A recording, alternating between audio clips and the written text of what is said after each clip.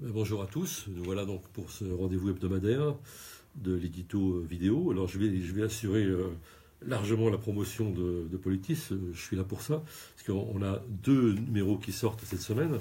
On a l'hebdomadaire habituel avec cette une sur la francophonie et El Hasbin. C'est un peu les débuts rédactionnels dans notre équipe pour Yann Mourchaï qui nous a rejoint.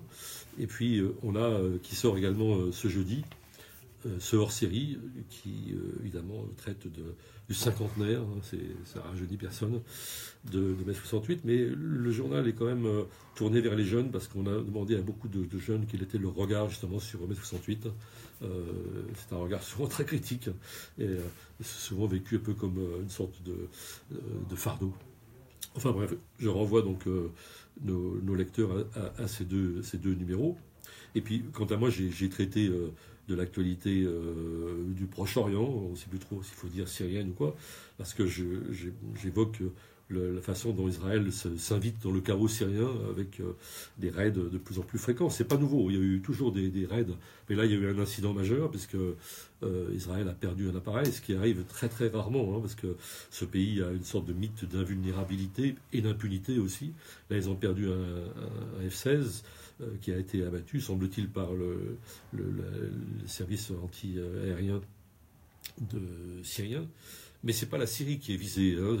Israël attaque le Hezbollah en particulier, tente d'affaiblir le Hezbollah, considérant que celui-ci est déjà affaibli par 4 ans de guerre, d'ailleurs d'une intervention épouvantable du Hezbollah qui a sauvé la mise à Bachar el-Assad. Mais enfin, là, ce n'est pas le sujet.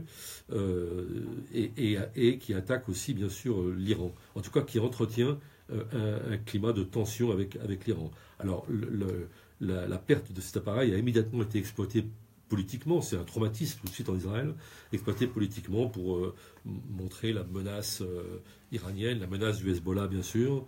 Je pense que Israël a toujours, disons, une guerre toute prête à servir, hein, et le Hezbollah est probablement la prochaine cible, mais on développe cette stratégie d'attention avec l'Iran. C'est d'autant plus dangereux, même si pour l'instant c'est une guerre, si j'ose dire, virtuelle, mais tout d'autant plus dangereux qu'à la Maison-Blanche, on verrait ça d'un bon oeil, et probablement aussi en Arabie Saoudite, ça ne déplairait pas, disons, aux nouveaux dirigeants du pays qui a un conflit avec l'Iran. On n'en est pas du tout là pour l'instant, mais ça n'empêche pas d'y penser et de préparer psychologiquement à ce conflit, et Israël s'y emploie. Et je dirais qu'en toile de fond, parce qu'à mon avis, c'est la seule obsession d'Israël, c'est évidemment l'annexion de la Cisjordanie, le Grand Israël, et éventuellement le transfert de population des Palestiniens. La seule obsession, c'est la liquidation du problème palestinien, hein. Et je pense qu'Israël a dans l'idée qu'un conflit général, un chaos, disons, régional, pourrait permettre, disons, à l'ombre de cette fureur, de régler dans la violence le conflit, enfin la question palestinienne. Alors, c'est vérifié ce que je dis là par un certain nombre de déclarations, parce que Netanyahou a parlé d'annexion des colonies juives en Cisjordanie, et si on annexe ces colonies qui déjà occupent un territoire très important, c'est le début de l'annexion de toute la Cisjordanie, et sa ministre de la Justice, Ayelet Shaked, qui est une dure parmi les dures, vous savez, cette femme qui pose tout sourire à côté de Manuel Valls, quand celui-ci se rend là-bas, et qui est vraiment l'extrémiste du gouvernement israélien, elle dit tout de go, si jamais il y avait une annexion de la Cisjordanie, il faudrait veiller à ce que ce grand Israël qui résulterait de cette annexion du Jourdain à la Méditerranée, eh bien, dans ce grand Israël, la population juive reste majoritaire, et on emploierait, dit-elle, tous les moyens aux dépens même des droits de l'homme, hein. C'est le quotidien Haaretz qui rapporte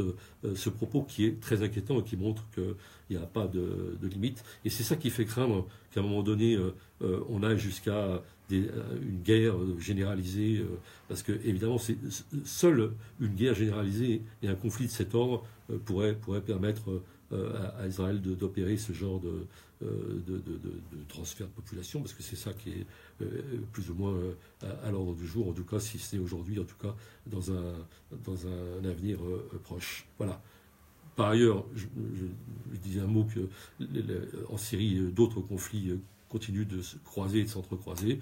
Les Turcs contre les Kurdes, Bachar contre la population. À ce sujet d'ailleurs, un mot très court.